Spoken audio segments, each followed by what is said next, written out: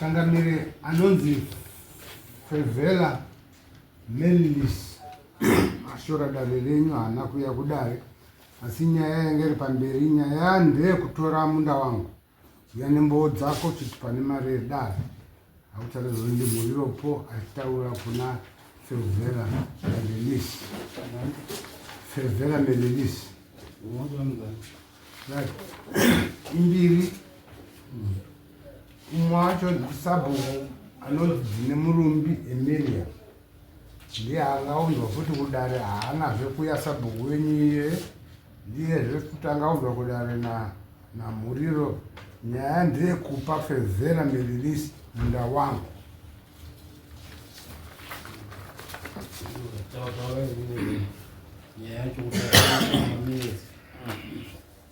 tauraini nyaya iripo yatunza munda wangu wakatengeswa na Emilia takafa yakatengeserwa favela. Chakazoita kuti ndizive kuti munda watengeswa una favela ndakafonerwa nemunhu akati ndiri sekitari weMakoni Road Council vachiti wakaisa mapo nekuti tantaura kufenza ipapo pachida kuwaka ipapo zvichinzi wakaisa mapo muyadhi memunhu akatengeserwa munda iwoyo akatengeserwa anonzi favela. Ini ndakamupindura akaita zvokufona ndakamupindura ndikati ini ndakaisa mapo muyadhi medu isu vanhu kwamuriro munda iwoyo unozikanwa ndine mboo dzangu dziri pano dzinoziva munda iwoyo. Pana mbuya Chaza Sofia Chaza ndozita Sofia Chaza. Pana mbuya Makariyo Mbuya Kariyo. Okay.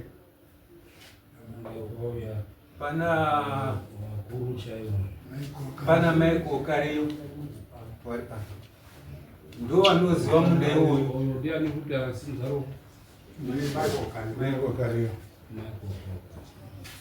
Vanhu vatigere navo mushama dzine murumbi vanoziva munda iwoyo une mapegi iyaya ezvidhunduro zvaiswa kare zvere.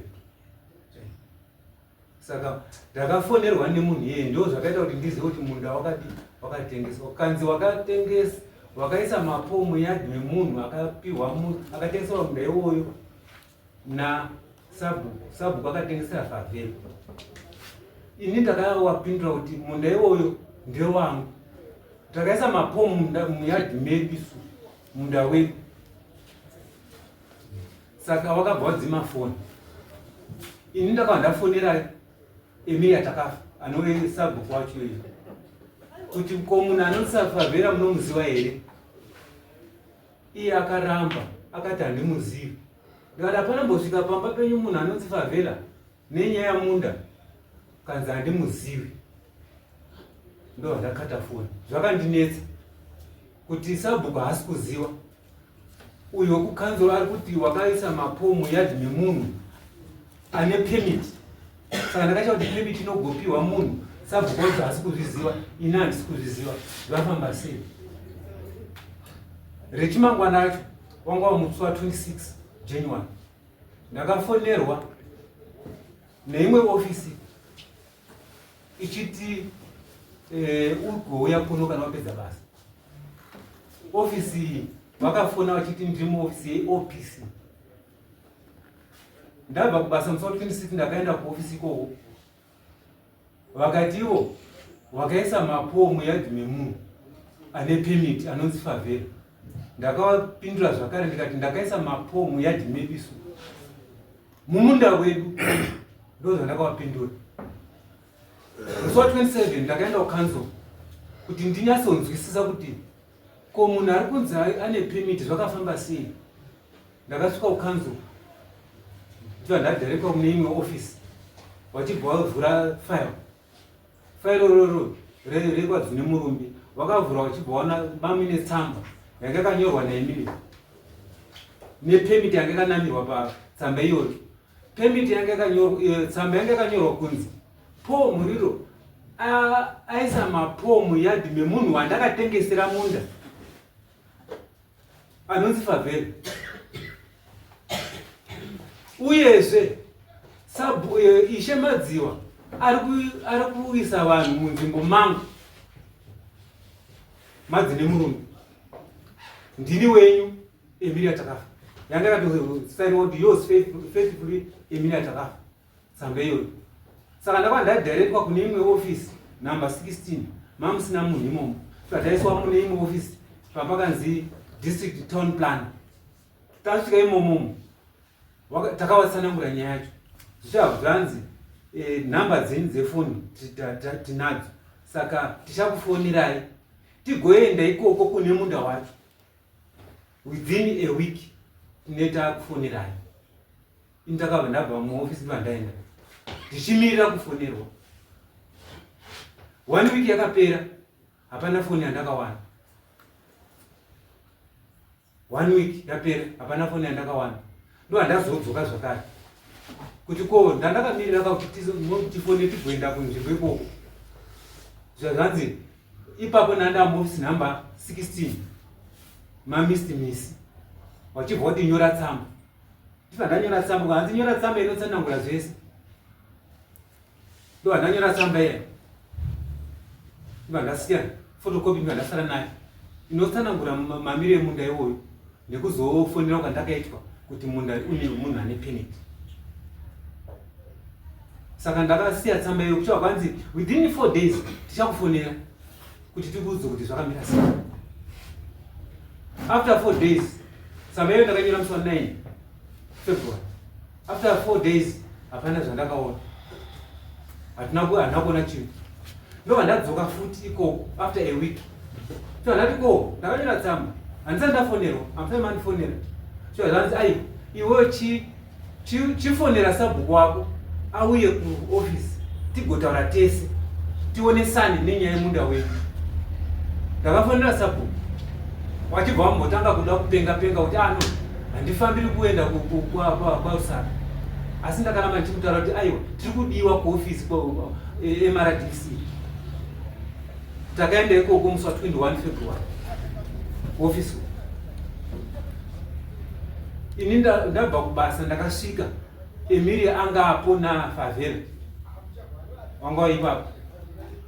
Ndobva tadaidzwa ini na Emilia na Favela takapinda muofisi number 16 tikaona misimomo. Chwa kwanzi taura nhau yako ndibva ndataura nhau yangu ndisemaziro atinoita munda iwoyo. Uyu Emilia achibvanza kutaura zvako achibva ataurawo zvake. Uyu mukara uningini Favela achibva azodaidzwa achibva udzwa kuti ano outcome tichazokutaurirai after 1 week nekuti mukuru wedu haapo CEO angasipo musi wacho kanzi anozouya musi wa 28. Saka ndo patichakutaurirai kuti chii chabuda tichasara tichizosangana nevamwe naiwo mukuru wacho musi wa 28 wanenge wapo. Saka imi muchienda tozokufonirai musi wa 28. Takabva tabuda. After 5 days mapuwa andakaisa kumusha uko akaonekwa ane masadza ezviyo every po sadza rezviyo nenyama yehuku. And it was the second time pekutanga pambamboiswa masadza echibage chete. Saka kubva ipapo iwo wanga kuti kana musi wa 28 wasvika tokufonirai. 28 akasvika handina kufonerwa nekanzuro. Up to now hapana foni yandati ndareceiva kubva kukanzuro pamusoro penyaya iyoyo. Asi pane zvaitika kubva musi wa 28 February kusvika nhasi. Ini ndakamirira foni asi pane zviri kuitika. Pane maincidents mairi akaitika. Musi wa 2 musi wa 1 April Favela akaenda kutorana na sekuru Mukumba na sekuru ninongo jara kuti sekuru Monda sekuru Madziwa. Vakatorana vachibva vaenda kwazine murumbi. Vatorana kudaro vakaenda kwa Emilia. wakaenda kumunda wakabvunzwa sekumukumba akabvunza kuti kumunda wakatengwa nafavhela ndeupi, achibva anongedza kuti munda wakatengwa nafavhela ndeuyu. Sekumukumba akaramba kuti munda ndouziva ndekwamuriwa, saka wakatengeswa chirudzivo kwamuriwa chakataurirwa zodi dai sekuru mukumba angari pano aizvikurera right. Ipapo wari pamunda ipapo wangoine pamba ine bepa ranga richida kusainwa zvichinzi redo fanira kusainwa naishi. Sekuru mukumba akaramba kuti handisaini bepa pamunda undoziva kuti munda ndekwamuriwa, asi bepa iroro riri kunzi rakazosainwa na sekuru munda. Ini ndakaenda kwaishi madziva ndichiprizena nyaya pava panzi aiwa nyaya iyi tainzwa ngakutumwe mupurisa anoenda kwa Emilia. Wakaenda kwasekwa diti remusi wa 15, asi 15 iyoyo wakapa chikonzero kuti 15 ndakabatikana, asi musi wa 22. Saka musi wa 22 takaenda kudare raishi madziva, takamira dare ranzi na 10 o'clock. 10 o'clock dzakachaya kusvika 11 o'clock. Emilia haana kuuya. Dare richifanira nyaya ibva yanzi ngaitaurwa kunyangwe asipo, nyaya ichibva yataurwa. So vanzi nemakurukota anga aripo, aiwa nyaya ika ngaitoende kwamambo. Ndo saka ndakazouya naishe madziva pano tichiprezenta nyaya yacho musi wa 27 March. 27 March. Iyo nyaya yataurwa ndinofunga chinofanira kuti chichiitwe ishe madziva monyora tsamba ndichitaura maonero amunoita kuti munda ndowani, munoti ndewani.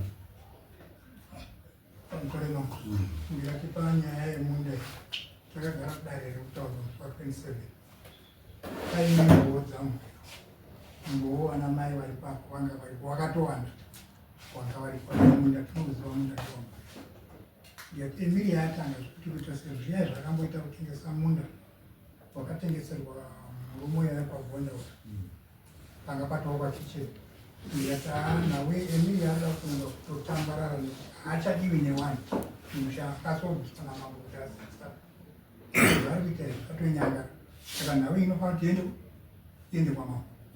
Ikauya muno mudare mukamuti arai umba iyo ngaibviswa yanga yasikauti nasigauke ngaibviswe ishe endamunopisa umba iyo. Ndiyati akupisa zvakanaka, asi iye wachiyo sigauke wachanofanira kuuya ari wepo otaura kuti mumba make kana mune zvinhu zviri mumba machivati unopisa nemoto ngauya abuditse zvinhu zvake zviri mukati chichona kuti umba iputsa kusvika sigauka akauya akaputsa umba yake. Tikati nyaya yakafanana naiyoyo yasigauka. Saka sigauka akabva pamunda wamutunzi akaenda. Iyi nhasi atora zvemunda wamhuri waakutengesa ari yekutisa kugere. Zvino nyaya yacho iyi panapa Emilia ari kugerera nedare racho haana kuuya kudare kwacho. Saka ndakati nyaya ingaenda kwamwe. Munhu achadhivesa kukarani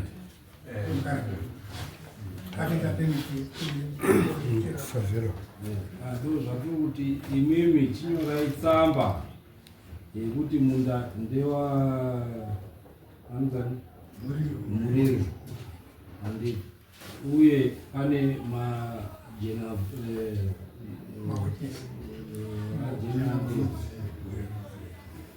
mawitness akati mounza kuno tonyorawo tsamba zvakare kuti tatonga dare iri haana kuuya, asi zvaonekwa kuti munda ndewani, then toendesa kukanzuro kuti adzoreredzwe munda wake. Tichiri papo mama ndinofunga mari mwezura anaya ndofunga inini ndiri marungama nditi ndione nditi Obviswa nzvimbo iyo ndiri sabhuku ikoko. Mari mwezura ano musi wechitatu Emilia wakare wari kutaurwa iyeyo akadeedzazve vanhu vanobva kwamutasi akauya akagara nawo. Tsamba dzamakamasambonzi ese amakamanyora ini handina kuenda hangu kudare kwachona, asi ese kubvira dafavhera wacho nerake iye pachezvake ese anonzi akatsemuka padare ipapapo. Avo vachita kuti iwe vanenge azokudaidza kudare pamambo makoni kwachona iko unotifonera. Saka ndiri kuona kuti all along mambo takamboya pano tichitaura nyaya Emilia. Iye zvinezvi mumusha medu hatichakwanisi kugara nepamusana pemunhu iyeyu. Each and every day kadai pakaitika nhamo, pakaitika rufu, we are in problems nemunhu iyeyu. Anosvika anhangadzi dzake vanosvika vachiharasa vanhu zvaanoda. Saka ndiri kuti mambo ndofunga kuti dai zvaikwanisika handichazivi kunasha kuti ndokwainoperera here kati yoperera kupi nyaya yachona, because Emilia makamubvisa kare asi nanhasi because yekwaDA ndokwaari kuwana masimba. Iye uri kuta kuti inini ndinozikanwa nehurumende. Saka zvese zvandaimboita inini nguva yese kubva musi wa27 June takuenda towards maelection, ndofunga dai kunzi comrade shoti wanga ari muno vaikutsanangurerai. Pakamboya makomrades uku vachitaura kuti tiri kuda kuti tione pakachengetwa, takatisazivi kuti ndizvo here because iye ndianga ari paforefront. Ende ari kutengesa vanhu vatakamboya kuti ine dare rekwagambi achinzi vari kutengesa miti, akati paka pari kuitwa musangano weMDC.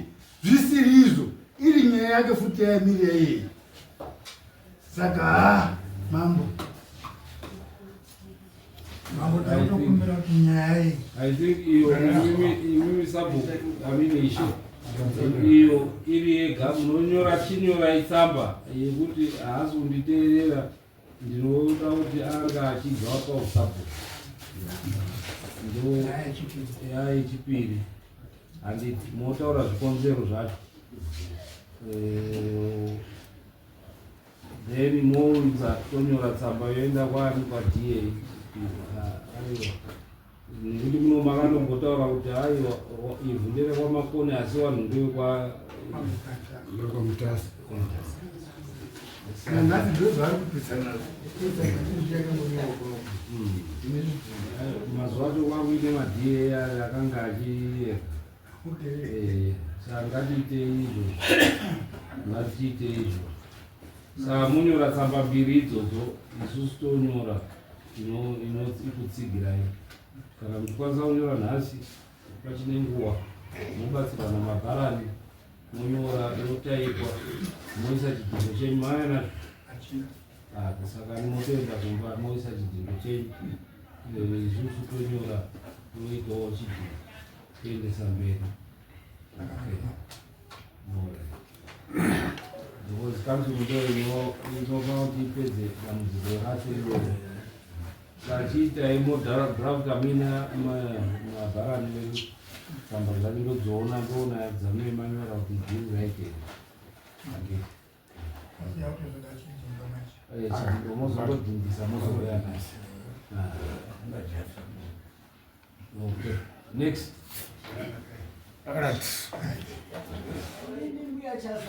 Kutaura kwangu kwakuri kwekuti munda wamuriro ini ndakaroorwa 1960 tichirima tese munda uyu tichirima makagara mhuri yaEmilia yacho ndimwe ndairima ngokuti ndanga akagara mumusha mavo masekuru.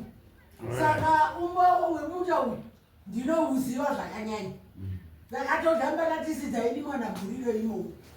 Saka ndauya ndakamirira umbowo hwekuziva munda uyu nemapedhi acho, nekuti vanhu takazosana kudzikiswa korima kwetiri kurima zviri. Ndabva kukomo iyo kunozi kukomo kurodhi kwacho, ndini ndakabvira kutanga kudzika ikoko nana mbuya ndakafa. Alright, tongoti mese muruziva kuti munda uyu ndewekwa mese. Nambuya kariyo, nambuya kariyo, nambuya kolo kariyo, nani futi mimi.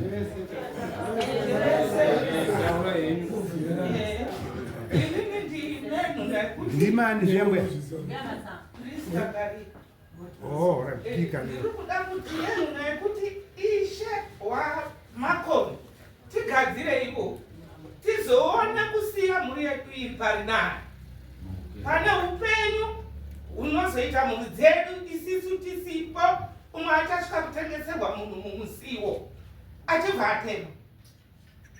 Ishe tigadzirisire iwe tatambudzika naEmilia anaputsa mabhodha takatenga ekuchikoro kuti tinobikire wana kuri kunzi yabika chikafu kusvikira nanhasi Emilia kutichungurudza zvinakutidaidzira vanhu wekwamutasa zvitupa zvedu zviri kuti makoro mwana ega ega kana ini pano chitupa changu chiri kuti makoni ndiko tichandochema kuti baba kafa nenzara kuna makoni ukwakutiendesa hatizivi kuti tinondochema papi hatiziwi saka isu tiri kuda kuti ichatigadzirire ivo mambo tigadzirire iwo henyu bonga tatambudzika shonga sorry henyu ndekuti tatambudzika ndiEmilia isi hatichisiri vanhu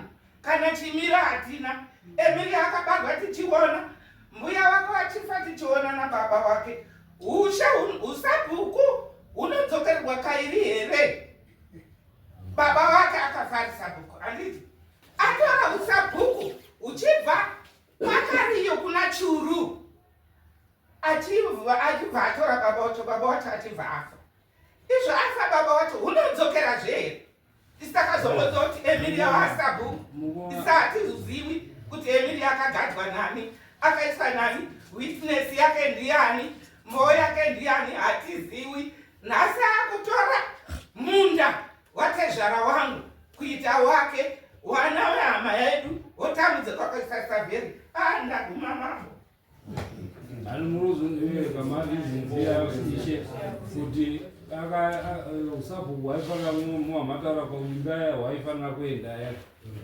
kuti waifanira kuenda kumba yakati pakanyangadzwa ipapo zvaari kuita kushungurudza majena bvudzi aya muzvitaura nemarevhizini dzacho amunoisa kuti saka tinoona kuti uSabhuku anofanira kuti abve munyora tsamba yakasimba vane umbowo hwakanyanya tinochema mukatitigadzire ivo hamutisiri kugadzira isu tapadhuze pekufa pana mai mutunzi yatakamboya nai futi muno akafa manje manje akaenda paguwa mai mutunzi uya akati uyu akamira iri guwa uyu mbuyawe akanga asingadi kuti ndiuye akanga afa pana zvino nhasi ndapauya